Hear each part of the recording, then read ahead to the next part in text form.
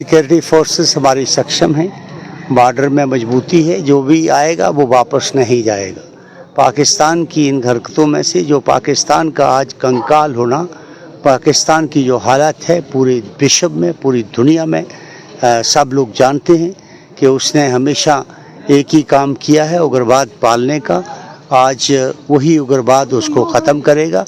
अब चंद दिनों के बाद इसके रिजल्ट्स आपके सामने। तो हमारी जिम्मेवारी, हमारी सरकार की जिम्मेवारी, हमारी रिस्पॉन्सिबिलिटी है। और इतना बड़ा देश है, इतने बड़ा डिफेंस मिनिस्ट्री, इतनी बड़ी होम मिनिस्ट्री, और जम्मू कश्मीर में आज तक जम्मू की स्टेट जाने के बाद, यूटी बनने के बाद आज स्टेट के पल्ले पुलिस नहीं है। किसको कंट्रोल करना है? हिरणनगर के लोंडी के रहने वाले हमारे वीर सपूत शहीद जसवंत सिंह जी को अंतिम विदाई देने, श्रद्धांजलि देने पहुंचे तमाम पॉलिटिकल नेताओं ने अपने रिएक्शन जारी किए। खासतौर पर जो हालात इस समय जम्मू संभाग में बने हुए हैं और खासतौर पर जो लगातार आतंकी जो है वो सक्रिय होते नजर आ रहे हैं और लगातार जम्मू संभाग को टारगेट कर रहे हैं। बात करें सुरजीत सिंह सिलाथिया जी की, बात करें तमाम यहाँ के स्थानीय लोगों की, तो उनके तमाम लोगों के रिएक्शन जो वो सामने आए हैं इस कठुआ एनकाउंटर को लेकर और उसी के साथ साथ हमारे वीर सपूतों की शहादत पर क्या कुछ कहा तमाम नेताओं ने, तमाम लोगों ने वीर सपूतों की शहादत पर और इस एनकाउंटर को लेकर। सबसे पहले आप इस रिपोर्ट को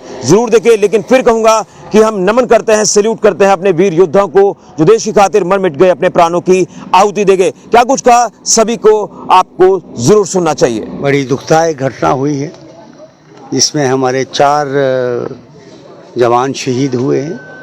पूरा इलाका जो है आज इस गम में है कि मैं रास्ते में ही देखते आ रहा था कि हर लोग अपने घरों से बाहर होके नम आँखों से शहीद को श्रद्धांजलि दे रहे थे। और उसी की कड़ी में आज इस गांव के जसवंत सिंह जी, जिनको हम शहादत जिन्होंने दी है, हम ईश्वर से प्रार्थना करते हैं कि उनके परिवार को, उनके बच्चों को ईश्वर हिम्मत दे कि इस सदमे को वो बर्दाश्त कर सके और भगवान उनके अपने चरणों में वास दे। क्या कहेंगे, पाकिस्तान लगातार इस तरह से जो हरकतें कर रहा है, एक्सपोज भी लगातार हो रहा है और सिक्योरिटी फोर्सेस भी लगातार डटी हुई है, क्या कुछ कहेंगे इस एनकाउंटर को? देखिए, सिक्योरिटी फोर्सेस हमारी सक्षम हैं, बॉर्डर में मजबूती है, जो भी आएगा वो वापस नहीं जाएगा। पाकिस्तान की इन हरकतों में से जो पाकिस्तान का आज कंकाल होना, पाकिस्तान की जो हालत है पूरे विश्व में, पूरी दुनिया में सब लोग जानते हैं कि उसने हमेशा एक ही काम किया है, उग्रवाद पालने का। आज वही उग्रवाद उसको ख़त्म करेगा। अब चंद दिनों के बाद इसके रिजल्ट्स आपके सामने होंगे। क्या लग रहा है, OGWs जिस तरह से मदद पहुंचा रहे हैं तो अब ये क्लियर हो चुका है कि मददगार यहीं पर है? देखिए, जो मददगार करने वाले हैं वो देश के सबसे बड़े दुश्मन हैं। जिन्होंने किसी को पनाह देने का काम करेंगे उनको भी बख्शा नहीं जाएगा, चाहे वो कोई भी हो। ये वो आतंकी तो लड़ाई उनकी अपनी लड़ाई है, उनकी अपनी जंग है। पाकिस्तान अपना सीज फायर ब्रेक किया, डेली ब्रेक किया होता है। कौन सा सीज फायर है? तो इसलिए कहने का मकसद है पाकिस्तान तो अपनी काम कर रहा है जी, इंटरनल तो हमारा है ना। ये किसका काम है? ये तो हमारी जिम्मेवारी, हमारी सरकार की जिम्मेवारी, हमारी रिस्पॉन्सिबिलिटी है। और इतना बड़ा देश है, इतने बड़ा डिफेंस मिनिस्ट्री, इतनी बड़ी होम मिनिस्ट्री, और जम्मू कश्मीर में आज तक जम्मू की स्टेट जाने के बाद, यूटी बनने के बाद आज स्टेट के पल्ले पुलिस नहीं है। किसको कंट्रोल करना है? और एक बच्चा भर्ती नहीं हुआ पूरे 10 साल में, और 10 साल में जब कोई बंदा भर्ती नहीं होगा, आप उम्मीद करोगे कि बुढ़े लड़ाई लड़ेंगे? अब मुझे बताओ, जो लाल सिंह यहाँ 34 किलोमीटर पैदल बॉर्डर चल रहा था 2004-5-6 में, आज लाल सिंह उसका उस बराबर हो सकता है?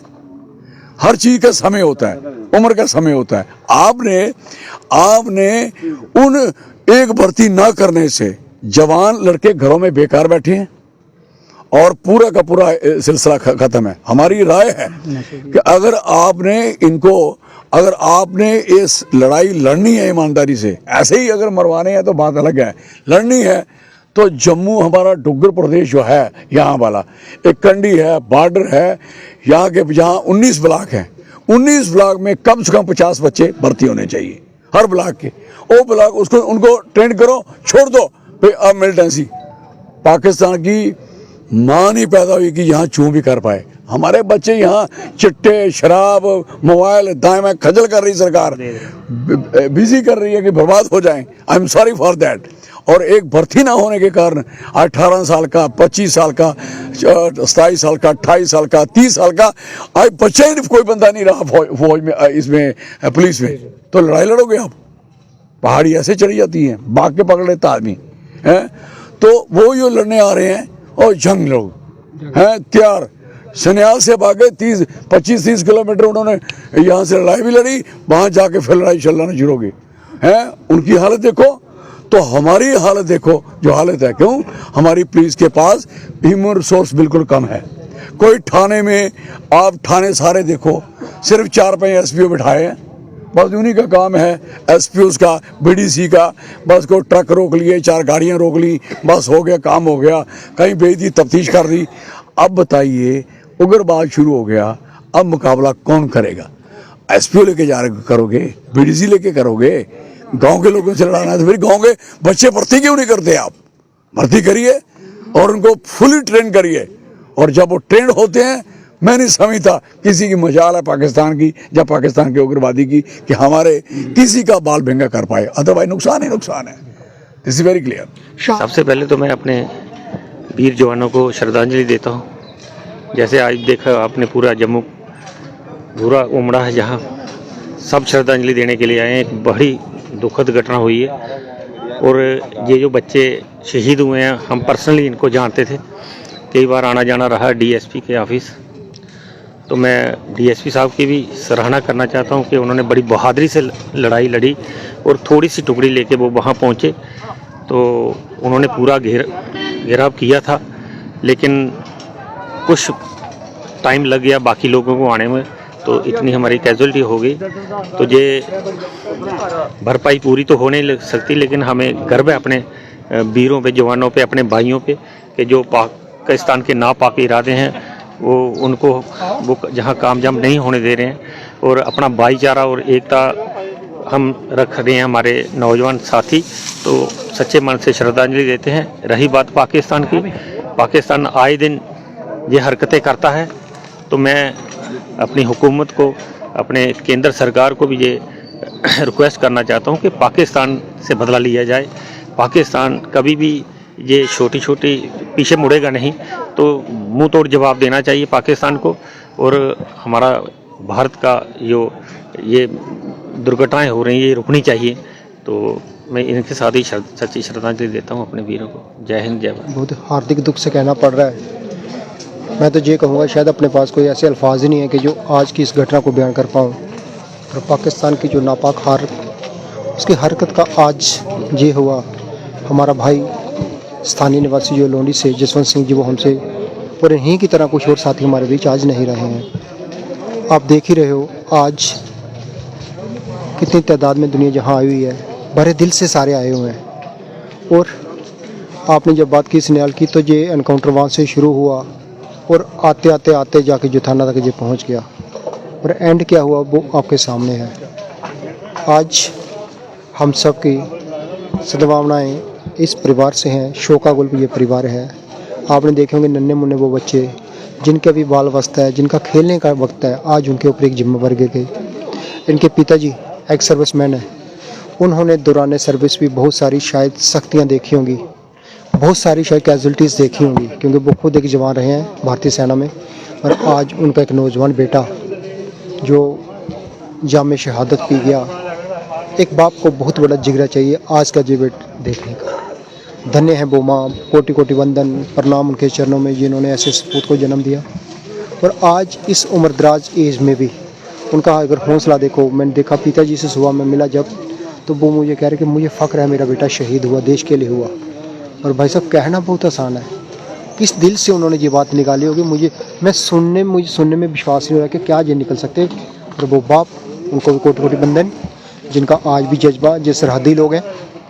और आज पता चला कि जो सच में शेर हैं, जो दुनिया फ़ानी है, जो आया है उसको एक दिन जाना है। बेवक्त जाने का गम ही कुछ और होता। और आज अगर हम उन पिताजी का जज्बा देखें, शायद उनको जितना गम है इतना फ़ख्र भी है, क्योंकि मैं उनकी जुबान से सुना, उन्होंने मुझे बोला ये कि मुझे फ़ख्र है मेरा बेटा शहीद हुआ। आज हम यही कहेंगे हमारी गवर्नमेंट जो है वो संज्ञान ले, ताकि आए दिन ऐसे चिराग ना बुझे, शांति का माहौल बने। मगर अगर पड़ोसी देश शांति नहीं चाहता तो फिर ये अशांति जो हमारे घरों में, हमारे समाज में आज बिखरी है, ये उधर बिखरे, हमें लगेगा टिट फॉर टैट होगा। इसलिए मेरी यही उम्मीद इल्तिजा रहेगी कि डिफेंस फोर्सेस को इतना अलर्ट कर दो कि कल को ये नापाक हरकतें जो हैं पाकिस्तान की हमारे एरिया में ना हो पाए, इन्फिल्ट्रेशन जो है वो परमानेंटली बंद हो। उसके लिए क्या करना है ये तो गवर्नमेंट का काम है, हम तो सिर्फ इल्तिजा ही कर सकते हैं। जय हिंद जय भारत। हमारा तो भाई था, जैसे परिवार का मेंबर होता है, और लोकल हैं हम यहाँ के, तो बड़ा अफसोस है, एक बारी हृदय से हम ये बोल रहे हैं। और उसके साथ ही गवर्नमेंट ऑफ इंडिया को ये संदेश भी देना चाहते हैं कि आप अपने लेवल पे कोई भी डिसीजन लें, हम पॉलिटिकल, सामाजिक और ऐसे भी आपके हर निर्णय के साथ होंगे,